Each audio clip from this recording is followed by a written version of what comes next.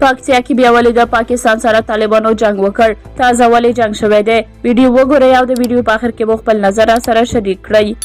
د پکتیا په ځاځي اریوب ولسوالۍ کې له ډیورنډ کرښې سره نږدې په سپینه شګه کې د طالبانو او پاکستاني ځواکونو ترمنځ پرون جګړه روانه وه.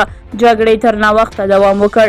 سرچینې وایي پاکستاني ځواکونو غوښتل په دغه سیمه کې پوسته جوړه کړي، خو د طالبانو سرحدي ځواکونه یې خنډ شول او له امله یې جګړه ونښته. په ټولنیزو رسنیو کې په خپرو شوو ویډیوګانو کې د ډزو غږونه اورېدل کېږي. لا هم په دغه جګړه کې د مقابلو اړخونو یا د ولسي مرګ ژوبلې ریپورټ نه دی ورکړل شوی.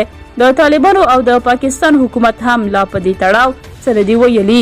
2 ورځې مخکې هم په دغه سیمه کې د پاکستاني ځواکونو او طالبانو ترمنځ نږدې 1 ساعت جګړه روانه وه.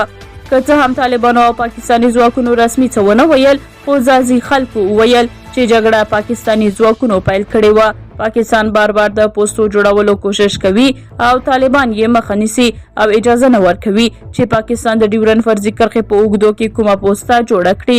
2 میاشتې مخکې د پاکستان پوځ لخوا په تورخم دروازه او تر هغې مخکې کونړ ته څیرمه سرحدي سیمه کې د پوستې جوړولو له امله هم د پاکستاني پوځ او طالبانو نښتې شوې وې چې هغو نښتو ځان سره مرګ ژوبله هم درلوده او په پایله کې پاکستان لخوا د 2 ورځو لپاره د تورخم دروازه هم تړل شوې وه.